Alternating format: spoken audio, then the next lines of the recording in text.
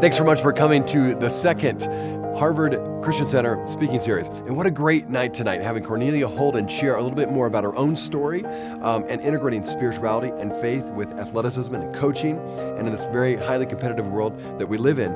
We showed a film, which is the flagship program of Core Leadership. 25 kids came from around the world to experience what is it like to live in a healthy, high-performing, values-driven culture together. That's the core offering of Mindful Warrior. I think it went well. It was certainly exciting for me to be here. It's been such a privilege to be invited into Park City by the Swartzes and to be here with the United States Ski and Snowboard Association and the Youth Sports Alliance and the Christian Center. Honestly, ever since I got here, I've been so well taken care of, and it's just been such a joy and pleasure to be part of this community. So the talk almost feels like the icing on the cake. I just thought it'd be really good to give a warm Park City welcome to Cornelia Holden.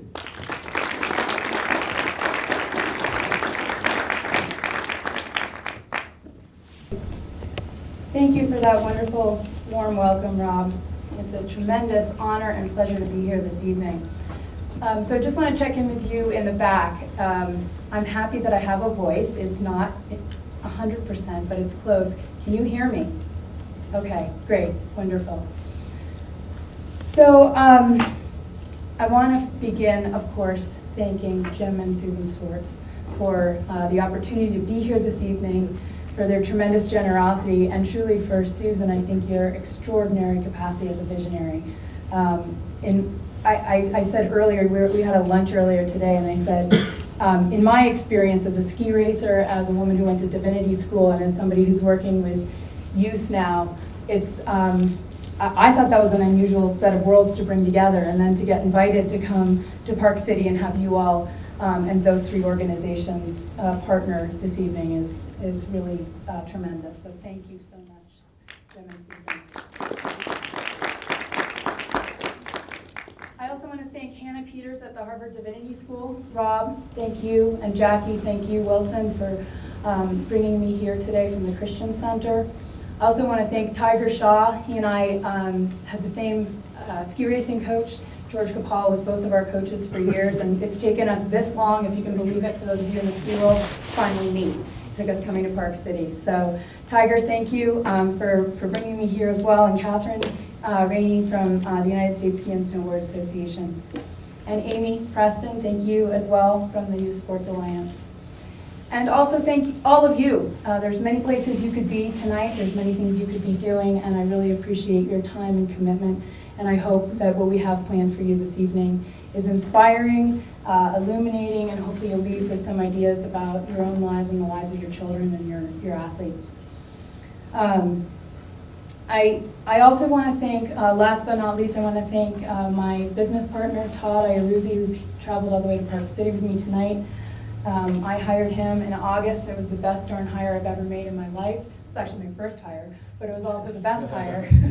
So Todd, thank you so much. I want to dedicate this evening's speech to you, to your tremendous dedication and commitment to service, because I'm not paying you terribly well yet. Yeah. So I really, really appreciate all that you've done to support this evening.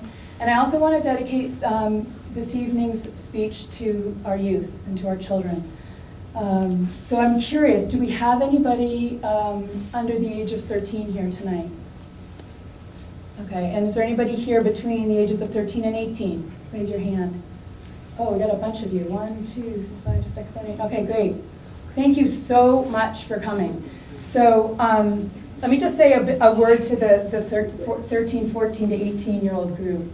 First of all, thank you for coming, right? Because you're sitting here, you probably spend a lot of time sitting in school, and spending an evening like this here in this theater takes some kind of dedication and commitment. So I really appreciate you being here. And I also want you to know that I run a leadership program in the summers for 14 to 18-year-olds.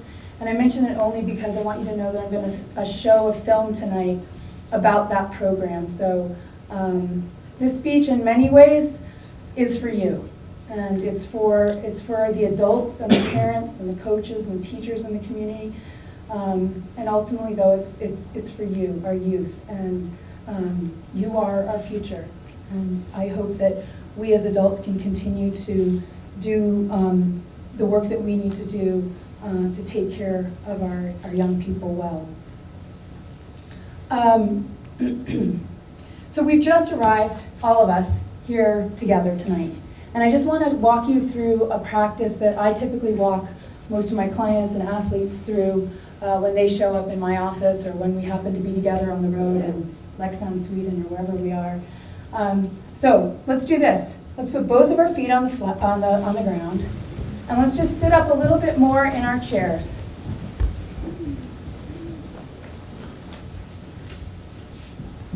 And I want you just to settle into the fact that you actually have a body that got you here. We often take our bodies for granted, and it's a true miracle that we have our bodies. A lot of you probably had injuries like I have, and so it's nice that our bodies still basically work. So just take a minute to take a few breaths and notice that you have a body. Maybe even offer your body some gratitude for the fact that it does in fact function, even if imperfectly.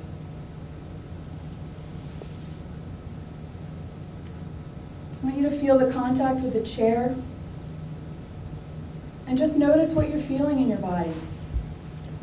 Maybe aches and pains. You may, like me, maybe your heart's beating a little faster, or maybe not. What are you noticing? Just pay attention, and notice also if, as you pay attention to your body, do you bring gentleness to that awareness, or do you bring something different? Do you bring criticism? Just notice. Second, let's just attend to your minds. Just notice what thoughts you're bringing with you into this room tonight. You've come from somewhere. Something really major could have just happened in your life. Something tremendously boring could have just happened in your life. Something nagging. You may have brought that nagging thing with you, even into this room.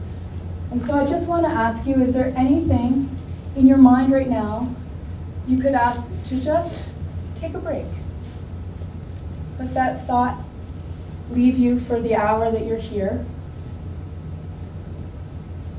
just so that you can be a little bit more present.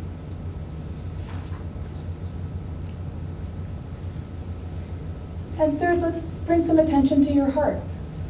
So body, mind, heart, they're all critical in performance. Let's just check in. Take a deep breath into your chest, allowing your mind to rest on your breath. Our minds love having jobs. That's why they think all the time. So let's give your mind a job, one that's useful. Just let your mind settle on your breath. And then once your mind is settled on your breath, I want you to consider this. What in the world brought you here tonight? And see if what you hear in your heart surprises you. Or maybe it's predictable.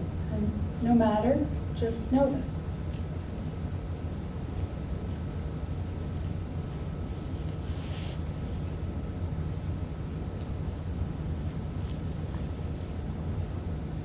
Great. Thank you for that practice. So just a simple little practice you can take with you even after you leave here. So before I begin the speech, I just want to tell you a little bit about what's happening tonight. This also puts your minds at ease. So I'm going to talk for a little bit. I'm going to show a 20-minute film, and then I'm going to talk for about another 20 minutes or so. The whole thing should take about an hour, and then we'll have an opportunity for questions and answers. And if there's, I couldn't possibly cover everything I do tonight. So if there's something that you're interested in that doesn't come up in the speech, please know that what I'm talking about tonight isn't everything that I'm interested in. So if there's something you're interested in, please take the mic and ask away. And if I don't know the answer, I'll let you know. But otherwise, I'm looking forward to engaging with you in a little bit. I want to start this evening with an invocation from one of my great mentors back at the Congregational Church in Lincoln, Massachusetts. This is what he says. May the words of my mouth and the meditations of all of our hearts find their place this day in the heart of God. So, tonight's talk, Awakening Under Pressure, Reclaiming the Value of Competition. Pressure and competition are forces that can either divide or connect us. Our reactions to pressure and to competition reveal and often intensify habits that cause us to feel like we're living an uncomfortable distance from our inner selves, our values, and others. For us to respond effectively in pressure situations, two things need to occur. First, we need to trust ourselves. Sounds pretty simple, right? We're going to talk a little bit about why that may not be so simple. And second, we need to uphold values and practices that allow us to be trustworthy to one another. So here's the challenge. Learning to trust ourselves and others takes courage and a willingness to admit and honor our vulnerabilities.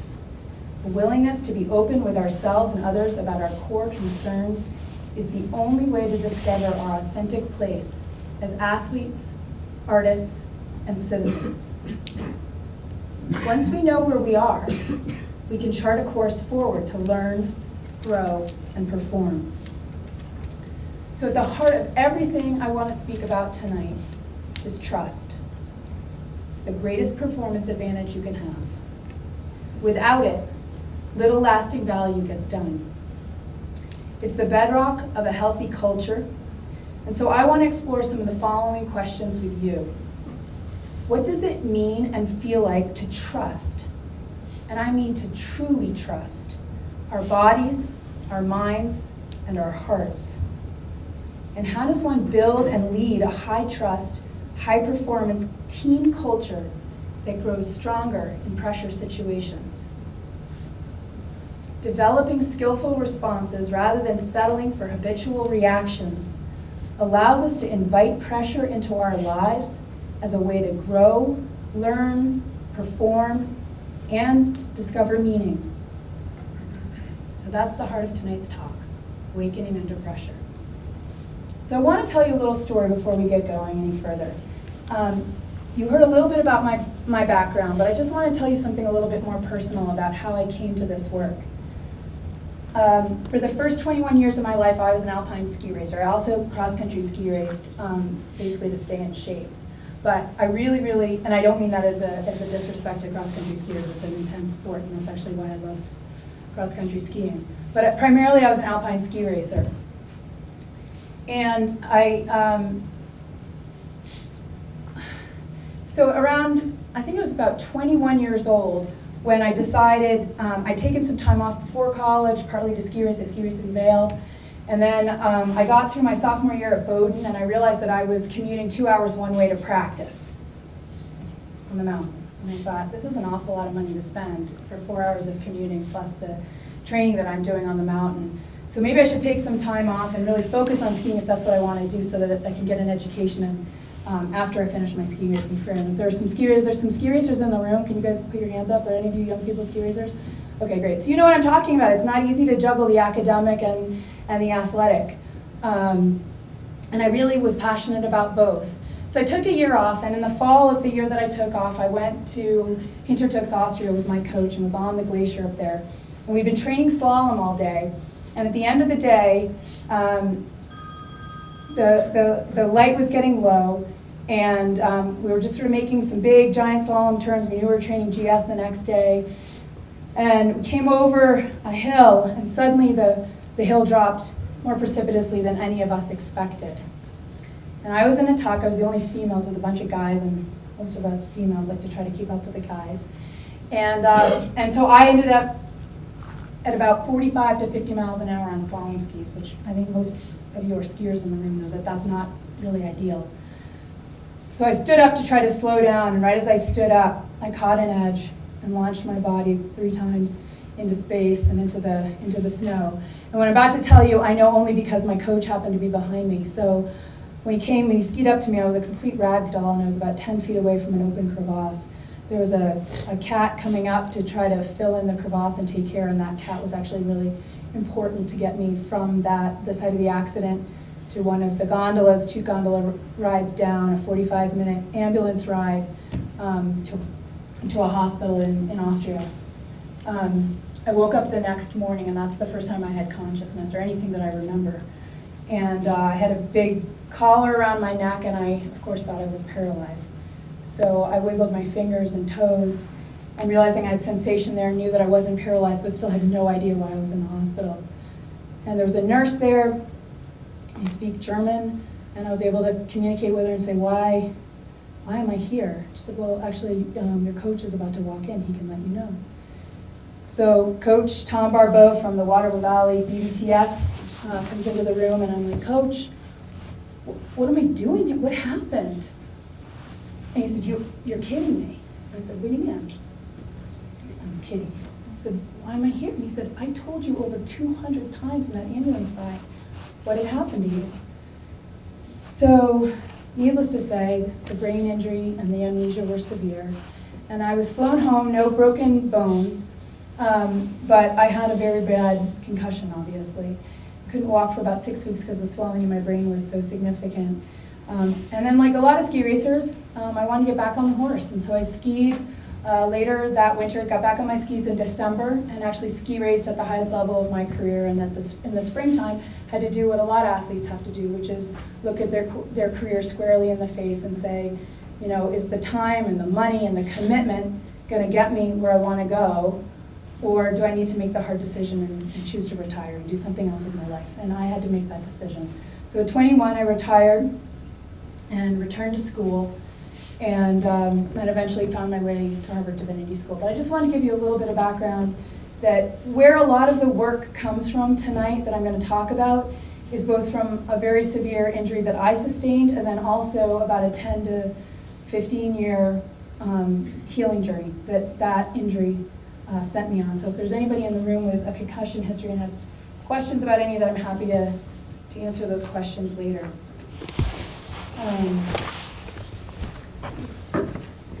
I should say, I guess, that what happened is my career really emerged out of that ski racing background, coupled with my Harvard Divinity School background, coupled with having an opportunity once I graduated from Harvard to work for about 10 years as a body-centered psychotherapist.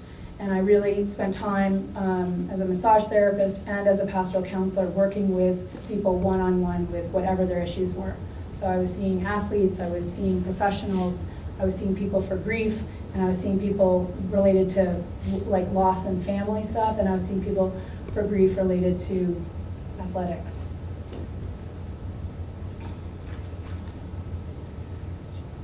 So let me turn now to a reading from the Tao Te Ching, a 6th century BCE classic Chinese text written by Lao Tzu. It goes like this. Some of you may be familiar with it.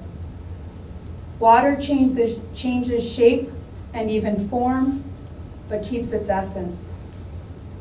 River changes water and even course, but keeps its essence. Trust the unchanging in changing. Be like water and river, moving and staying, changing and unchanging. Know and soften, soften and change. Change and endure.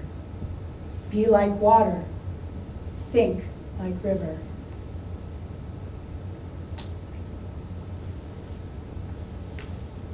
So I share this reading with you because for me, water is one of the greatest teachers.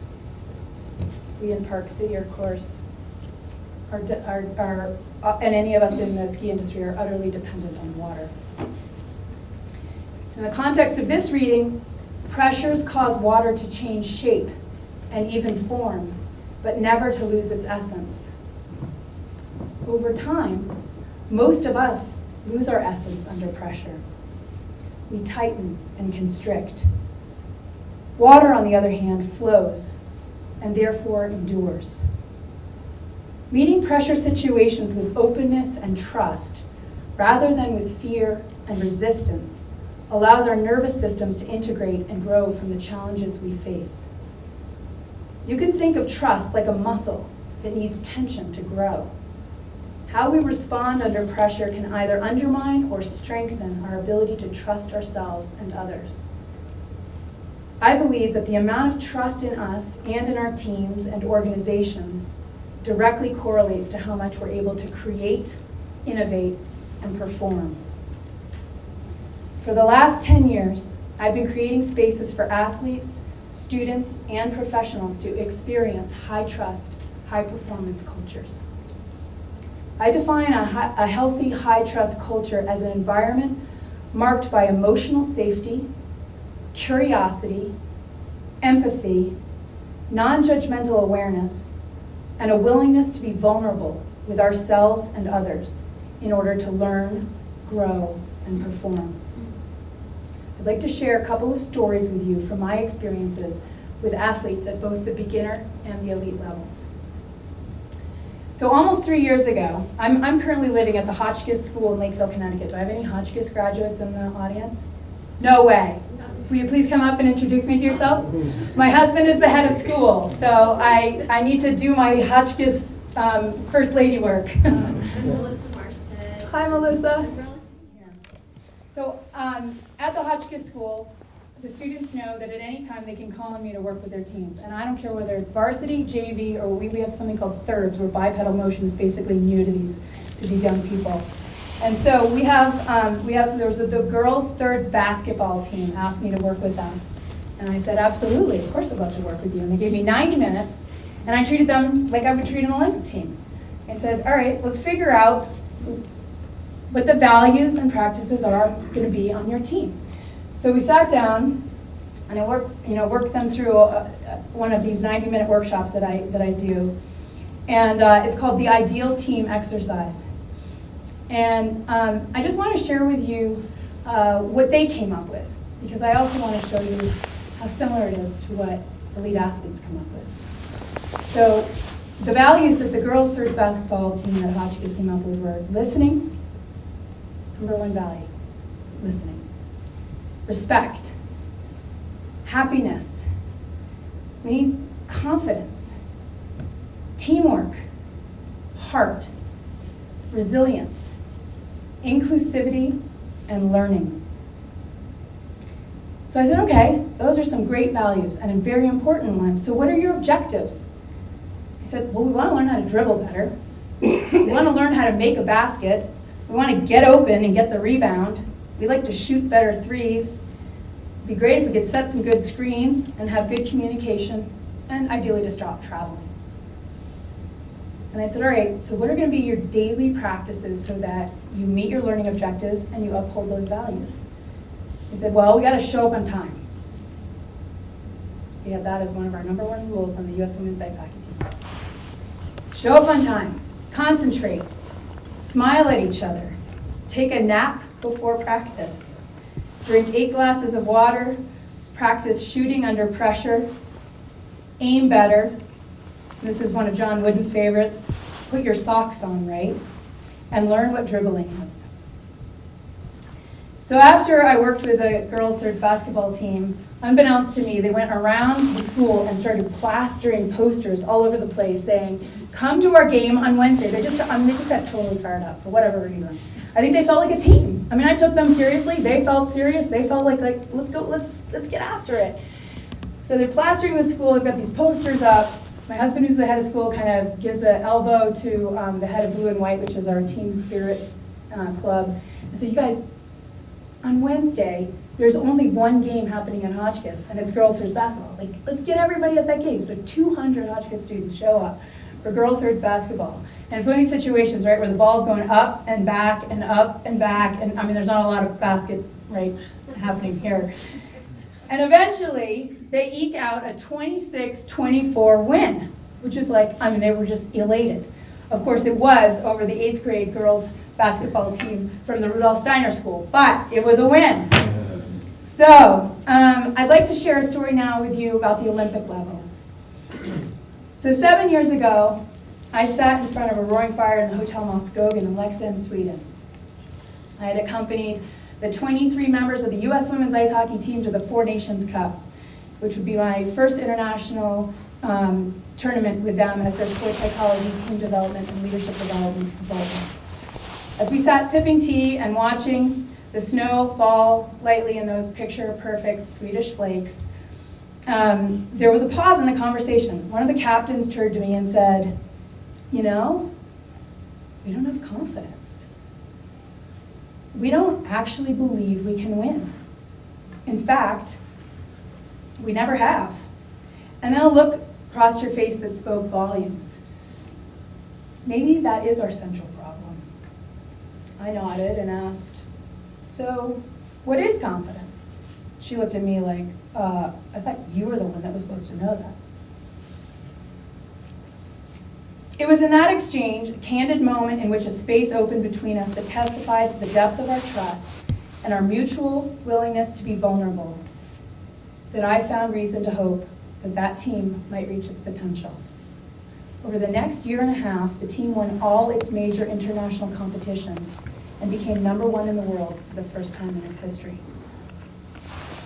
In my experience, it turns out that exploring authentic confidence became a transformational practice rather than just a rhetorical question. And staying close to their core question allowed them to discover strengths they didn't know they had. The irony here is that I took the same approach with both teams. Whether it's the lower end of high school athletics or at the Olympic level, humans want clarity about where they're going, how they're going to get there, and what they will have to give up in order to be part of a successful and healthy team culture. The most recent example of this work in action is the 2-week residential leadership program I designed and I now direct on the campus of the Hotchkiss School in Connecticut. This past summer, the program, called Core Leadership, drew together 25 students between the ages of 14 and 18. The group was culturally and socioeconomically diverse by design and included children from China, Zimbabwe, England, Canada, and across the United States. Our explicit challenge was to create and maintain a high-trust culture. And I will tell you that for the first 3 days, the 14 and 18-year-olds looked at me like I was a crazy person. What are you talking about? I think you're going to see that by the end of 2 weeks, they got it. And this year's theme, inspired by the Tao Te Ching, was water as teacher.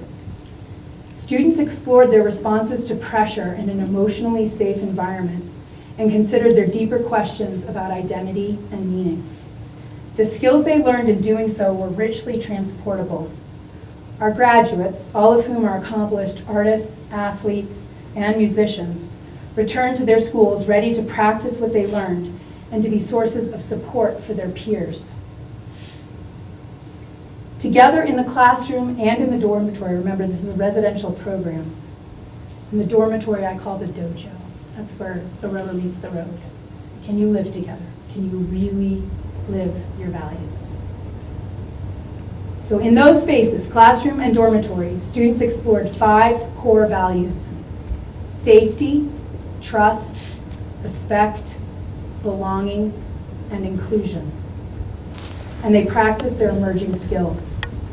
And more swiftly than you might imagine, our students set aside what I would call their publicly curated self and began to share and map the inner territories of their hearts and minds. They learned that they're not alone. They discovered that most of their fears, anxieties, and concerns are shared, and thus an expression of our common humanity. By the end of 2 weeks, they've begun to do the difficult and actually truly hilarious work, at times, of minding the gap between their performative and authentic selves. Those are terms, performative and authentic self, that you probably recognize I'm borrowing from Carl Jung, the founder of analytical psychology. In this framework, the performative self is the part of us that's driven by ego, the part of us that endlessly desires to have more or to prove something to ourselves or to others.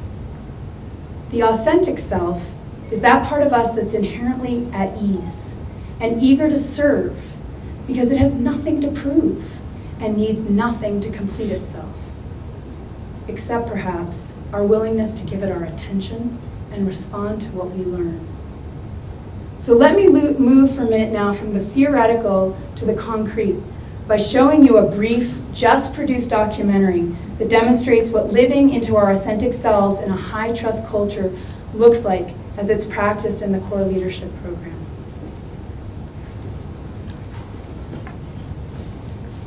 Can we turn down the lights or not?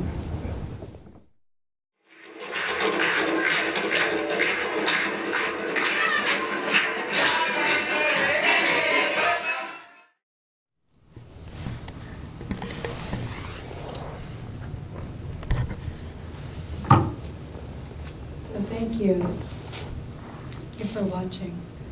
I just want to note that those 3 Zimbabwean girls come to us from the Higher Life Foundation, and all 3 are either orphaned or have lived in pretty abjectly difficult circumstances, and not one of them knew how to swim. By the end of 2 weeks, all 3 of them made it down the Housatonic River in a canoe. So,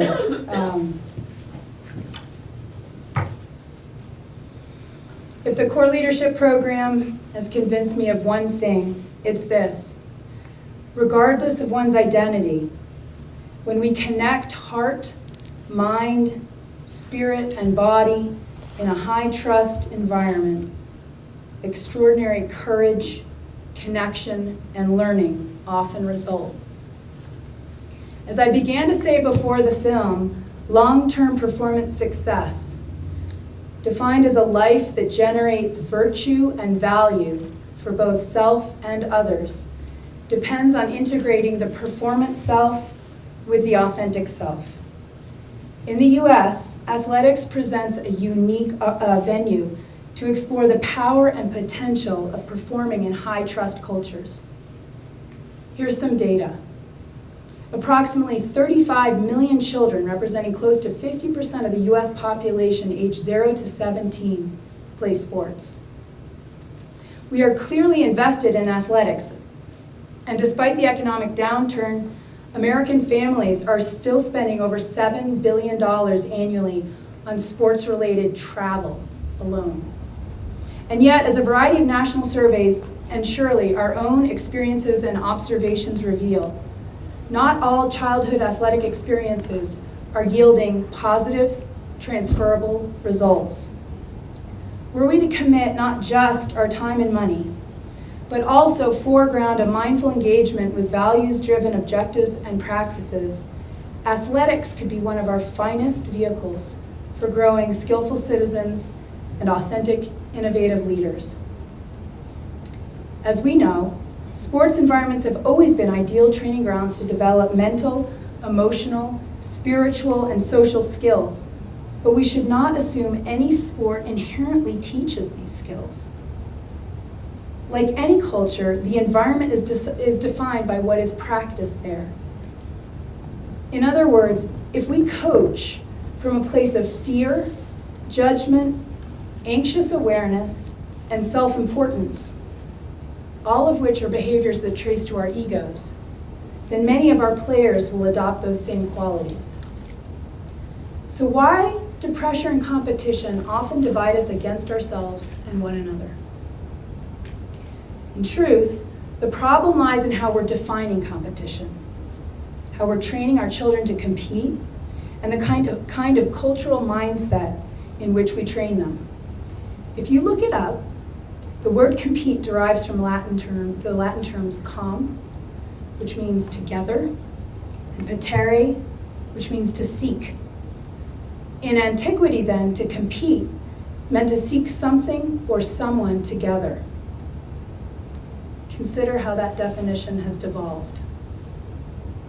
Most commonly, competition is understood to mean the pursuit of victory at all costs, sometimes with honor, sometimes at a great cost to ourselves and to others. And understandably, there's a growing reaction to a win-at-all-costs approach. But I also don't believe that the antidote is handing out a trophy to everyone who shows up.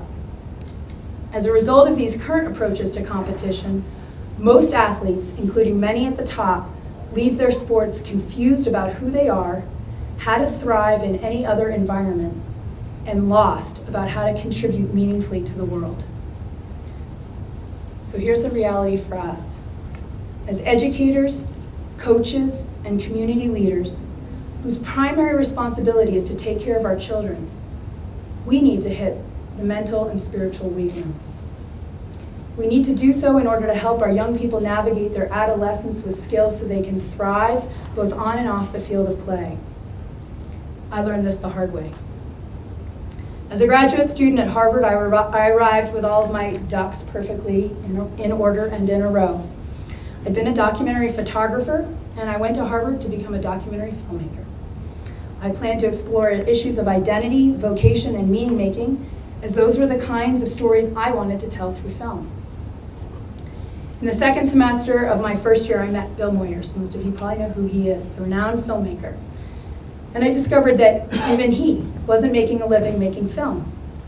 Suddenly, I was at a loss. I actually naively thought you could make money as a documentary filmmaker. So thankfully, there's perhaps no better place in the world to get disoriented and ask important life questions than Harvard Divinity School.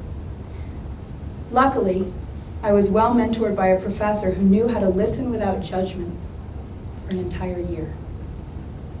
He taught me the value of what it means to be presenced by another human being. As a fellow panelist at a public symposium recently said, the most skillful kind of listening listens another person into their own wisdom and truth. The most skillful kind of listening listens another human being into their own wisdom and truth. As a ski racer, I honed the daylights out of my performance self, but I had absolutely no clue how to cultivate my authentic self.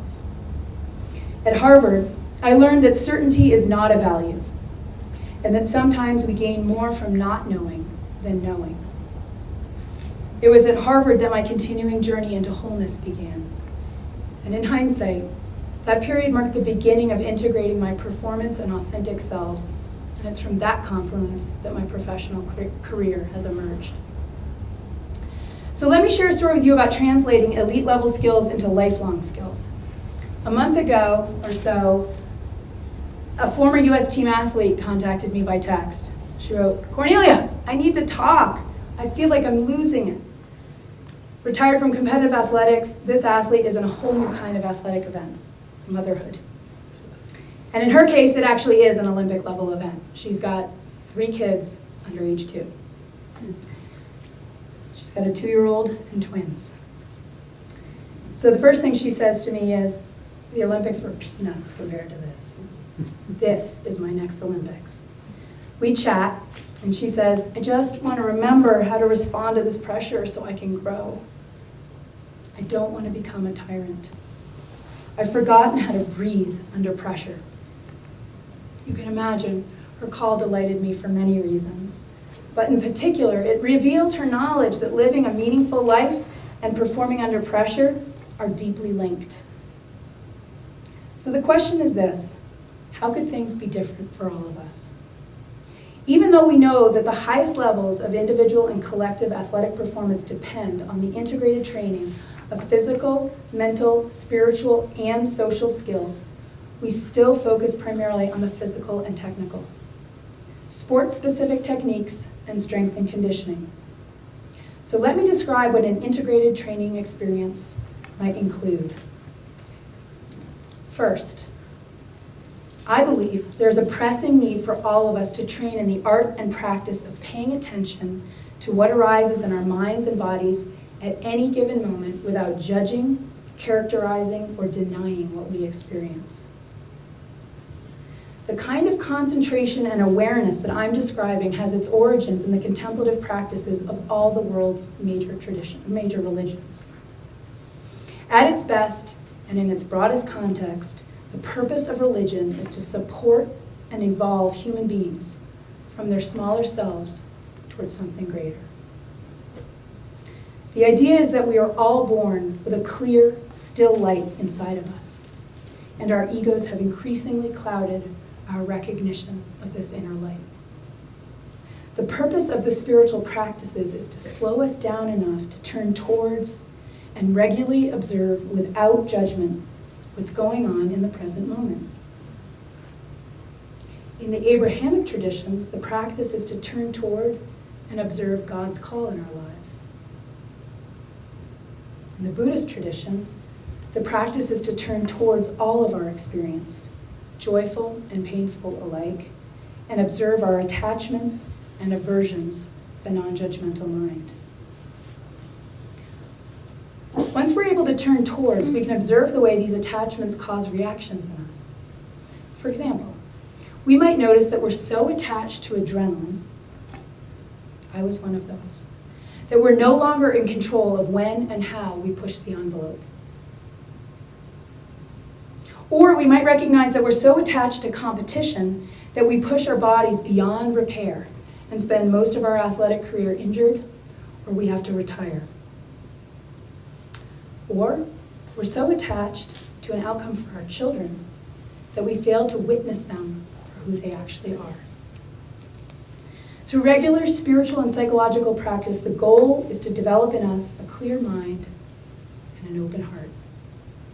These are foundational practices for the kind of flow states athletes, musicians, artists, and anyone in the zone experiences. Those are activities in which you are fully immersed with energized focus, full involvement, and enjoyment. So that's first, bringing non-judgmental awareness to our minds and bodies.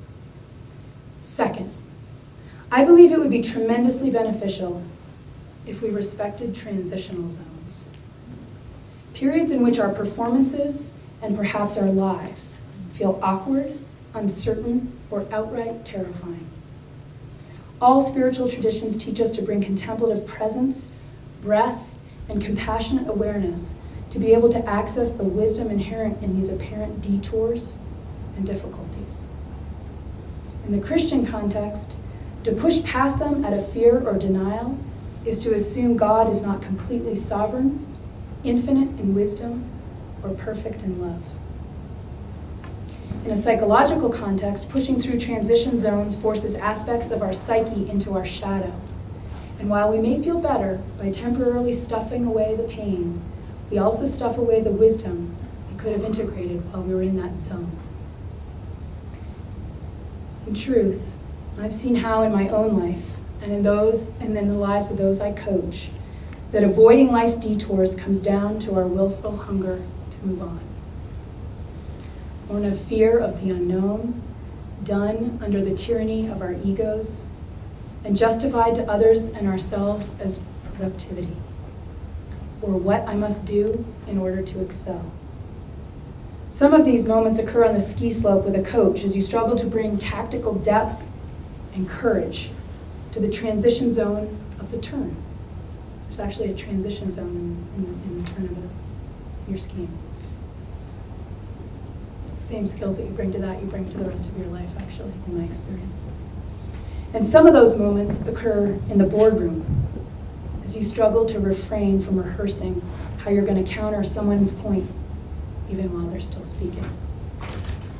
This willful forging ahead is now an epidemic, especially among the performance-oriented clientele I work with. And pushing through these transition zones with ego denies us the ability to be vulnerable, the critical ingredient to grow, learn, and perform.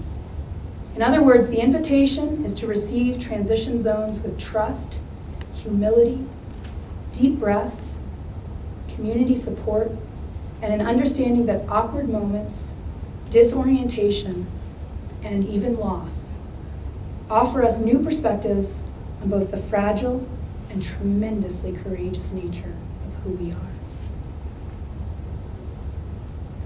Third, I believe we need to learn how to connect in meaningful, values-driven ways with the larger world. All of us want to belong, and we want to belong to something greater than ourselves. Doing so is a crucial and healing counterweight to the natural self-preoccupation of adolescence, which can be radically exacerbated to the point of outright narcissism in the pursuit of elite-level athletic performance. So what do? Narcissism and ego begin to take a backseat when, as coaches, educators, parents, and people, we choose to listen to our children and one another with deep curiosity and awareness. So let me describe 5 different levels of listening. First, listening only to the thoughts in our own head. This results in an inability to listen to anyone else. Second, listening only to what we know is right for someone else. This results in an inability to listen to what they are saying, because we are waiting for the opening in the conversation to fix, advise, or guide them. Third, listening with curiosity and without judgment. This results in us choosing not to rehearse our advice or a counterargument. This quality of listening demands that we are willing to listen with a still mind and an open heart. Fourth, listening another person into their own wisdom and truth. This quality of listening demands a still mind, an open heart, a deep curiosity about who they are. Who is this person in front of me? And what are they seeking? It also demands a willingness to pay attention to the deeper longings in their heart. And last, fifth, listening for God's presence in the relationship. To describe this type of listening, let me read you what I wrote after sitting with an athlete after one of our sessions. I'm aware that God is the patience I experience in myself as I wait with her to do or say as much or little as she can in that moment. God is the courage I experience in her when she dares to lower herself, even if only a millimeter, closer to the longings in her soul. God is the unconditionally loving force that has allowed us to share in this sacred exchange. And if she does, in fact, touch her ache, even for just a moment, and reports a feeling of release, or if she is able to take a slightly deeper breath, or she cries for a while and feels renewed or even freed, I experience God as the freedom of that moment, both her own and God's. Because I believe God suffers when we suffer, and is set free when we surrender our attachments, fears, and anxieties, and risk instead to be graced by love and trust. I experience God as a gentle and comforting presence in the tender moments after she has cried and has begun to see or feel or experience herself in a deeper and more unencumbered way. After moments like those, the session finds a new equilibrium, and I experience God's isness, the beingness of God. There is no longer any doing. There is pure, simple, elegant being. And it is in those moments that I feel most free as the therapist. The work is done, and my client, in communion with God, has revealed a bit more of herself to herself. We are now sitting together in that rarefied atmosphere when God is grace. It's the end of what I wrote. The listening I just described is the quality of listening I experienced in my finest mentors at Harvard and my finest mentors around the world. So the practices I've outlined, paying attention without judgment, honoring transition zones, and listening others into their wisdom and truth. These are the skills necessary to shift from the performative to the authentic self. But making that shift takes courage and faith and support. Courage to leap from one way of being and reacting to another. Faith that it's possible and worth it. And support from someone who has made the leap themselves and has experienced the blessings of landing on richer and firmer ground. Faith and courage reside inside the muscle of our hearts, and since it is that muscle, not our legs, our core, or our arms, that gets us across the finish line when everything else fails, it's imperative to train within high-trust cultures where the wisdom of our hearts is invited to come forward, be challenged, and deliver us to true resilience. My thesis advisor at Harvard, Kimberly Patton, writes this, quote, "The broken heart is the very best means to wisdom and growth, even when it disrupts the dreams and goals that have inspired us." Just want to insert a quick story for a moment. The broken heart. One of the number one challenges I've seen working with elite athletes is that they're really unwilling to give all of themselves. It sounds amazing. But they're, in a funny way, terrified to commit absolutely everything. And why? When I've pursued further, why are you nervous to truly commit everything? The answer in large part comes back because in a funny way, if I do something sort of funky in my preparation in advance, or I don't sleep perfectly, or I don't hydrate well, or I don't get the best nutrition, if I don't win, I have an alibi. It's amazing when we alibi ourselves. I think we all do it. I know I've done it. Why do we alibi ourselves? We alibi ourselves because we're terrified of breaking our hearts. And the only way we can avoid breaking our hearts is by not fully committing. So when you fully commit and you fully care, you risk winning and you risk breaking your heart. And you never know which one you're going to get. So approach skillfully. Pressure and competition can become initiations into our exquisite and innate capacity for wholeness. Pressure and competition don't have to be terrifying chasms to be overcome or denied. When we get scared, when our heart is going to break, we often close down and just keep going. Honoring and integrating the fullness of our experience allows our hearts to thrive. As poet David White writes, quote, "The soul would much rather fail at its own life than succeed at someone else's." End quote. Simply put, high-trust cultures don't just emerge on their own or appear just because we want them to. Instead, they arise as a result of what we honor and what we deny in any particular space. So before you leave tonight, and before I conclude, I'd like to offer you a few practices you may want to try.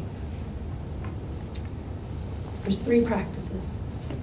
First, take a moment to reflect on the cultures you're a part of.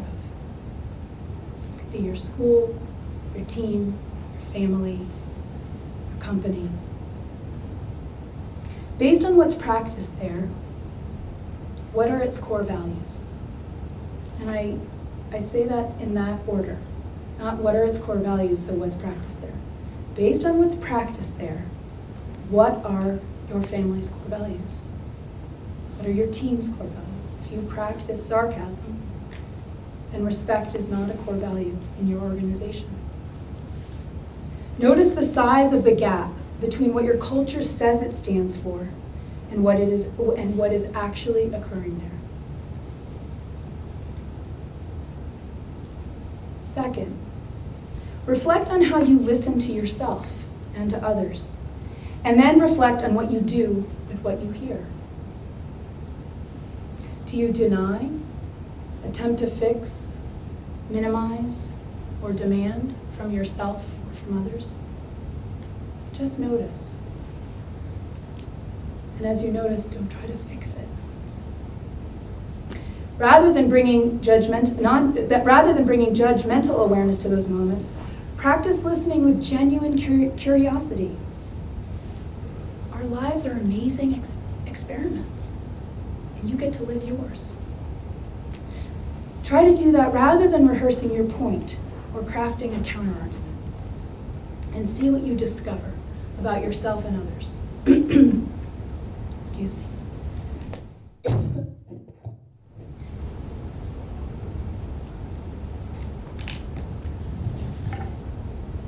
Third, if you discover that the cultures in which you participate are not healthy, or if you discover that listening to your own inner territory helps you to see that there are practices in your life that are not contributing to your well-being, consider finding a mentor or a trained professional to help you make the courageous decision to pay even greater attention to your inner awareness.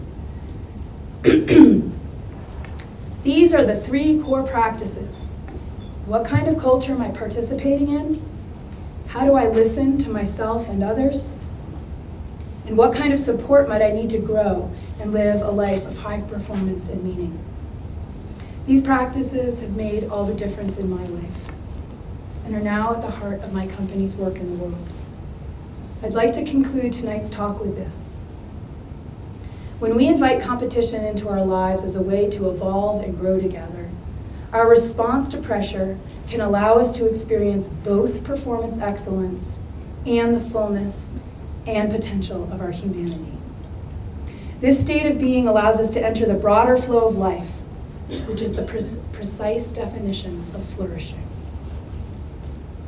Awakening under pressure is the norm in high-performance, high-trust cultures, where the wisdom of our hearts is given its central place.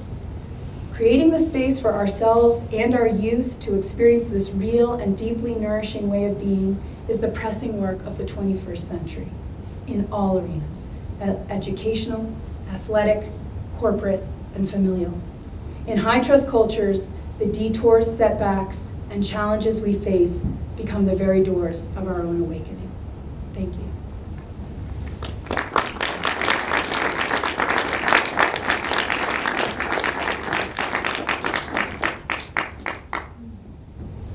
So we have time for some questions, and I think Rob's got a microphone for the audience.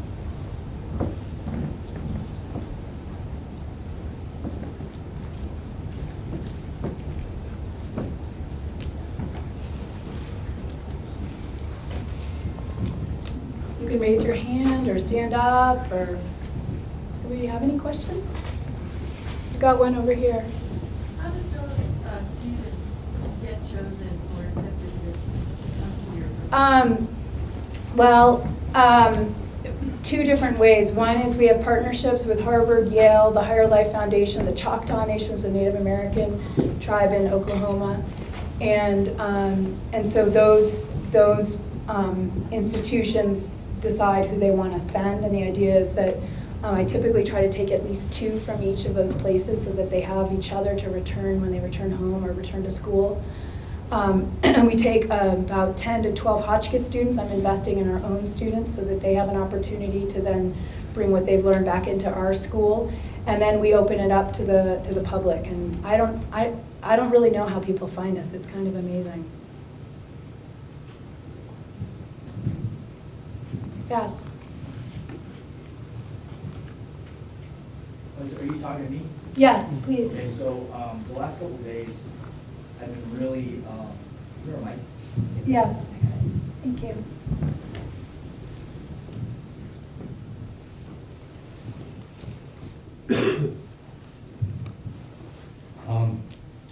The last couple of days, I've been really, feeling like tired. Yeah. I've been training, 6 times a week. Yeah.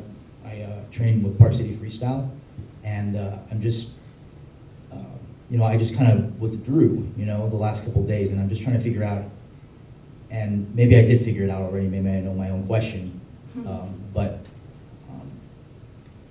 I realized that I'm, being here, I realized that, parts of my body ache, and, there's something, I didn't feel very energetic. Like, there are times where I feel really energetic, where I'm happy, and I'm, and then there are times, especially now, where, I've kind of run down a little bit. Yeah. And I tend to collapse, I tend to, become really introverted when that time comes. Yeah. I'm just trying to figure out how do I overcome that, because maybe it's the pressure of hardcore training coming up and stuff. So, Right. and I know I'm ready for it. I know in my heart I'm ready, but I guess there are times where we all feel that Yeah. that weakness, kind of, and I guess I'm kind of in that episode right now. Yeah. Well, my experience with, my company's called Mindful Warrior for a reason. Most of the athletes are warriors. They just go, right? And the question is, what does mindful awareness add to that willful desire to move forward? That willful desire to move forward is fabulous. It's just, it's got to be, you've got to then pay attention. What I found in my own career, and I'm hearing maybe this a little bit in yours, is that there's that especially when we're younger, that we, our bodies are usually still healthy, and we can just go, and you can push through, like I was talking about, those transition zones without really paying attention to them.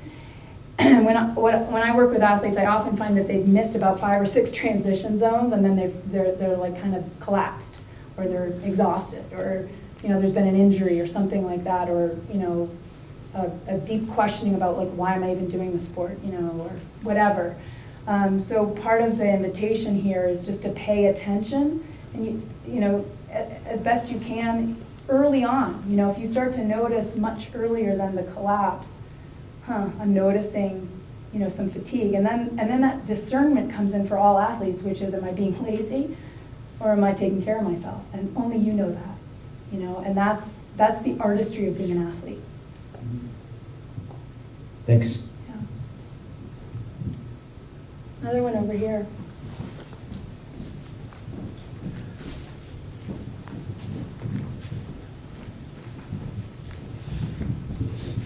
I'm curious about your experience working with high performance athletes and their relationship or awareness with their understanding of God. So for me, I've always felt that high performance athleticism has heightened awareness. That's one of the gifts of being a gifted athlete. And I wonder how many people articulate that in spiritual terms, or if that's something that you do as a teaching, or how natural that is, Yeah. or how comfortable that is for the athletes that Right. you train with. I'd be just curious. Well, I should just say that my background, I was raised Unitarian Congregational, so I have a deep respect for you know, not imposing any of my beliefs on anybody else. So first of all, I just want to say that when I work with athletes, I've worked with atheists, agnostics, and Christians. I think those are pretty much the three groups. I don't think I've had any Buddhists. I've had a few wondering if they should become Buddhist. So that's one thing. You know, I just hold wide open space for whatever anybody's deal is. Two, I have seen, for example, on the U.S. team, there were a number of Christians. And, you know, for them, prayer and relationship to God and to Jesus was extremely important in their understanding of what they were doing, why they were doing it. And then I had women on the team who had grown up in Christian households and had just sort of walked away from religion, and then were having experiences that they were curious about, partly through athletics, but also they were just kind of curious because their teammates were practicing. And so I think what I saw was that you had just about everything at the elite level. You know, everything from like the outdoor educator that you saw, you know, I mean, I don't think it was random that it started to rain right when he said, like, I deeply care about inviting young people into their landscape. But he's not a Christian. He just feels like nature is like the most amazing zone you can possibly be in, and it responds when you offer it respect. So I just sort of see a whole range in everybody. Just sort of, it's very similar really to what I see and what we see in the U.S. I mean, I can say for myself that, I mean, I literally can remember this one ski race when I was completely in a flow state. And it was once in an entire career. And that got me wondering, like, what happens in flow and how do we get there? So I've spent a good 18 years really exploring that question for myself. And then, and I've learned quite a bit about that. And now I'm not yet really, I mean, I think part of flow actually is a lot of what I talked about, which is you've got to be in alignment with something much larger than you, and you've got to do the deep mental, spiritual, emotional work of making sure that your thoughts are not co-opting your being. Thank you. Yeah. A couple of questions here. Yes, Mr. Sarah. Great hearing you. I just wanted to say I appreciate your explaining the meaning of competition and definition in antiquity.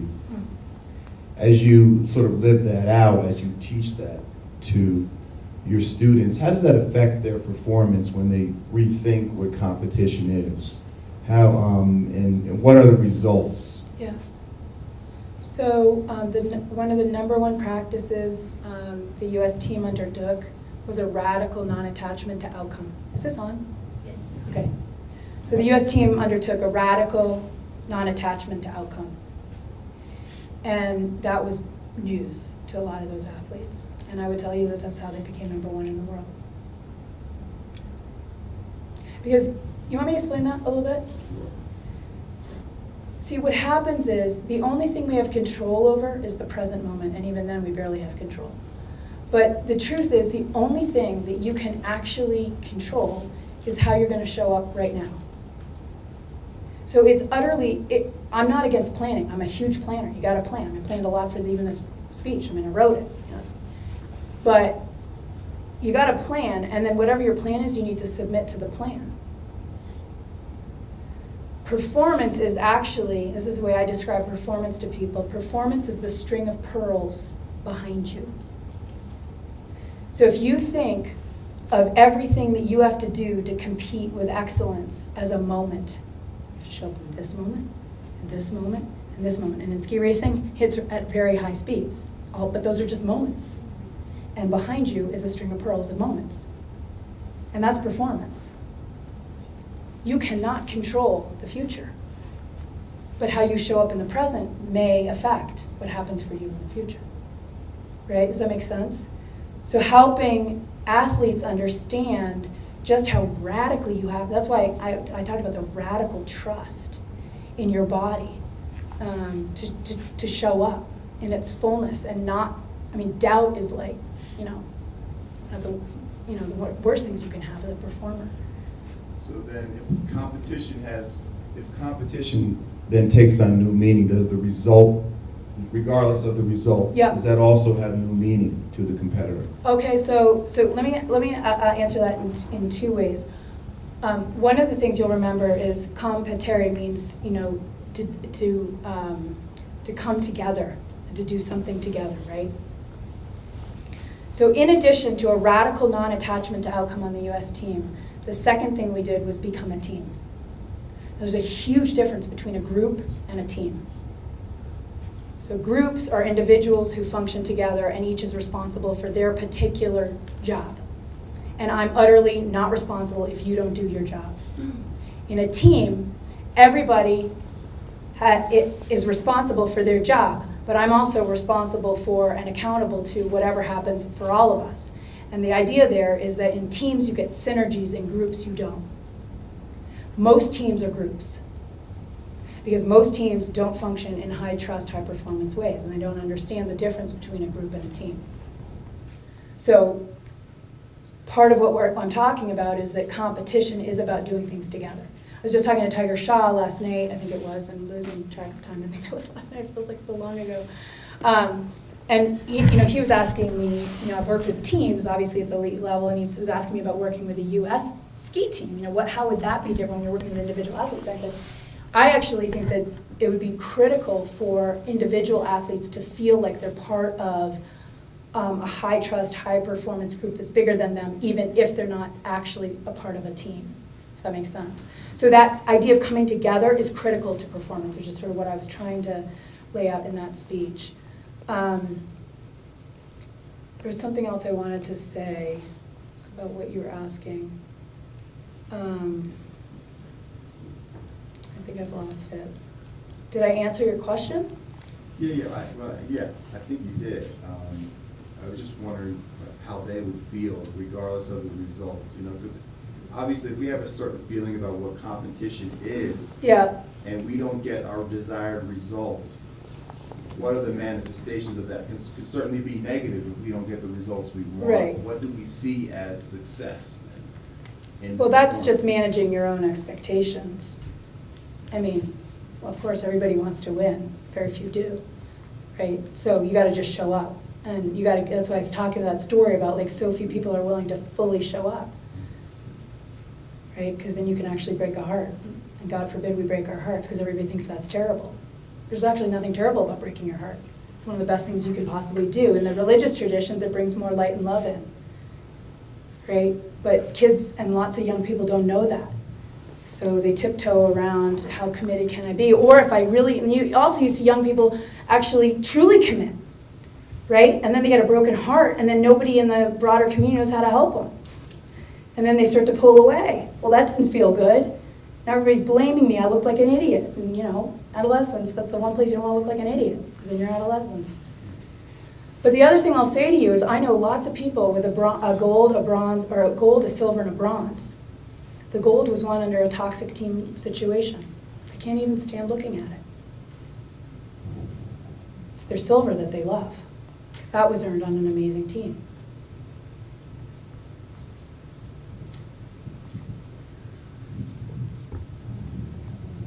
Hi. I think there were three elements that you were mentioning, and the third one was to, as a parent, to listen to their own reason. Can you elaborate a little more on that? To listen them into their own wisdom and truth? Yeah. Sure, I'd love to talk about that. I think it's one of the most important practices any of us can possibly do for ourselves and for others. I actually think if everybody were trained in skillful listening, the whole world would be probably a significantly different place. I mean, the number of people that say to me, somebody said this to me recently, it was a business person and said, I'm in a boardroom and I'm trying to be creative about what I'm doing. And I feel like as I'm offering my truth and my experience and wrestling, because we all wrestle, it's part of how we grow, how we try to lead organizations. This person was saying, I feel like I'm offering all this, and that person is just waiting for that moment to for me to pause and then to just tell me what I need to hear. And I don't feel like they're actually listening to me, so then we can't co-create.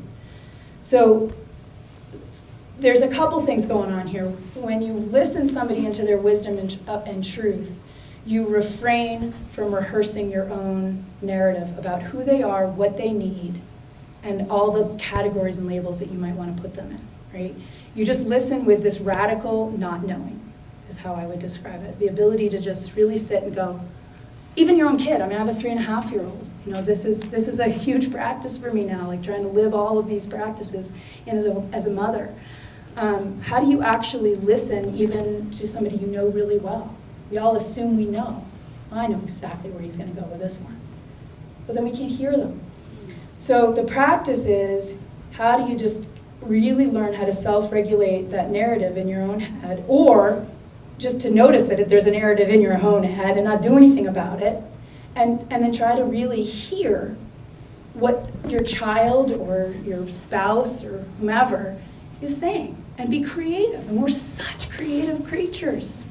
But so many of us atrophy because we just numb ourselves, or we're scared, or God forbid we break our hearts, or but all of those things start to bring us in, which is what I talked about at the beginning. Right? We start to get stiffened under pressure rather than learning how in the face of setbacks and challenges we can open and grow. And that fluidity is critical for performance, but it's also critical when you're presencing your own child. Does that help? Does that answer your question?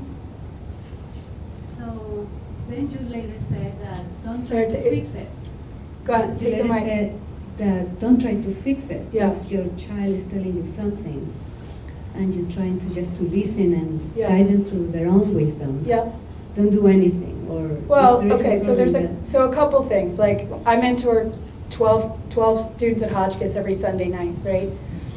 And when we practice counsel, which you sort of saw a little bit of, we sit in a circle, you speak from your heart, you listen from your heart, you speak spontaneously, you don't rehearse, and you try to keep it lean so you don't go on and on. And one of our rules is if you indicate harm to self or other, I have to allow somebody in our community to know that. But other than that, everything is private. And it is unbelievably difficult when you hear kids in pain. I'm a fixer too. It's not like I'm perfect. I'm practicing all this stuff, So I hear kids in pain every Sunday night. I don't fix them. There's no fixing. They don't want to be fixed. They just want to tell you what the heck's going on. Now, let me say this as a caveat. We have another rule, which is if somebody says something in that counsel that really affects you, as a mother, as a mentor, as a peer, you're allowed to go up to that person afterward in the cafeteria, in the dorm, right after counsel, and say, what you said really affected me. May I speak with you about it? But that person has every right to say no. And I think that's a powerful practice to allow our youth and our children to self-regulate. No, Mom, I don't want to hear your advice right now. I just needed you to know that I'm in a difficult situation. Or, Mom, you know what, I'm in such a difficult situation, I actually do need your advice right now. But that way you're in relationship with your child, and your child is actually able to move into the relationship rather than just receiving all your fixing. I mean, I don't know if that's what you're doing, but a lot of us can feel like people are constantly I'm on doing the us. opposite. I'm not fixing it. Ah. But she's asking me, fix it. I don't Ah. fix it. Oh, She's okay. fixing Okay, it. so you're in an I opposite don't situation. in my life. Yeah. So, and that part of that invites a dialogue about transition zones too. You know, I mean, so much of our adolescence is confusing, right? And a lot of adolescence in life can't be fixed.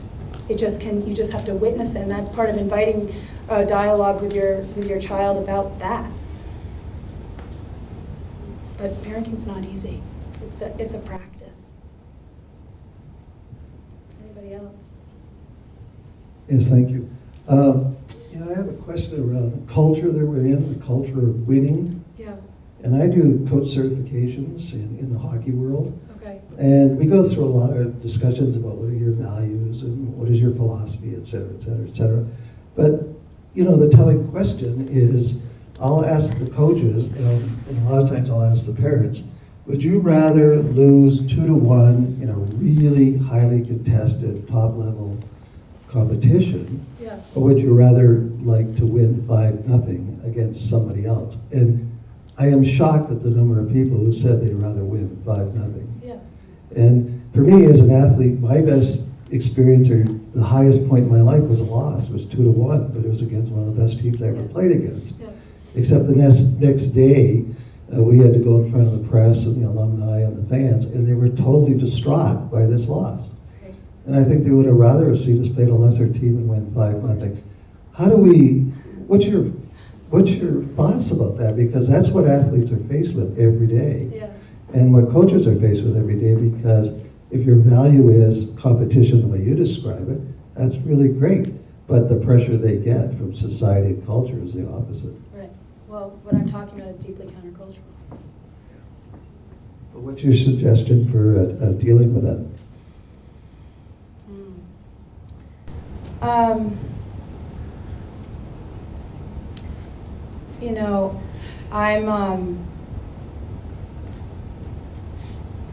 What comes to mind is that I'm a pretty fierce person. I think we have to be fierce about what we believe and what kind of lives we want to live. If you want to live a life where you state you would like these values, but the truth is these practices get you the results that you would prefer, then you're not living these values. That's fine. That's your choice. And I think our culture is doing a lot of that right now. But that's a challenge of coaches today, is to stay true to their beliefs. Yeah. That's all I can say, right? Yeah, it's courageous. It's courageous to do this work. But, that's why for me, you don't do it alone. That's why I'm building these programs so that 14 to 18-year-olds can experience not only how courageous it is to, you saw Ahmad.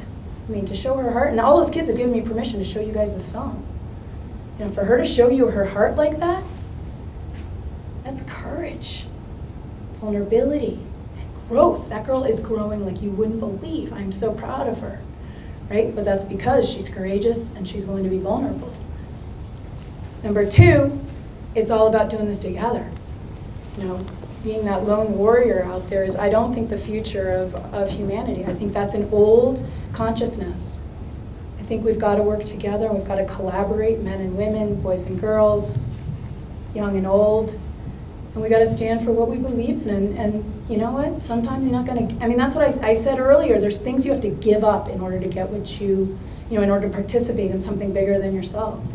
And sometimes what you have to give up is the thing that you think you want, but it's not, what really allows you to live the life. But my experience, ironically, is that it's not, values are different from elite performance. That's what I was trying to show tonight.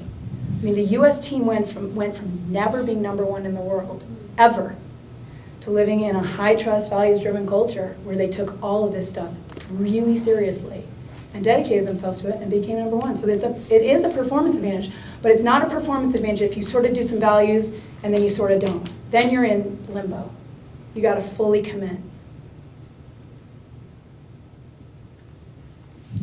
Probably one more question. Anybody else have a question? Any young people? You guys have any questions? Or reactions? Young at heart Young at people. heart, How about young in body people? Any of you out there want to say anything? I want to hear from you. Thank you for coming. Do you have any questions? Any of you? Reactions? Okay. Let's give one more round of applause for Cornelia. Thank you so much. So appreciate you being here. Thanks. And you'll be available for more Q&A up here? Of course. Okay, wonderful. Thank you again for coming to the special event. And again, come up forward, get to meet Cornelia, and otherwise drive safe. Have a great night. Thanks again for coming. For all of those who participated and all of those who came and had some great questions tonight, what a great event. And we just encourage you to learn a little bit more about Cornelia Holden. Again, she is the principal of Mindful Warrior. You can look that up online and find out more about all that she does. A wonderful speaker, and you'll learn a lot. Well, thanks, and we want to close it out here from the Prospector Theatre. What a great night tonight.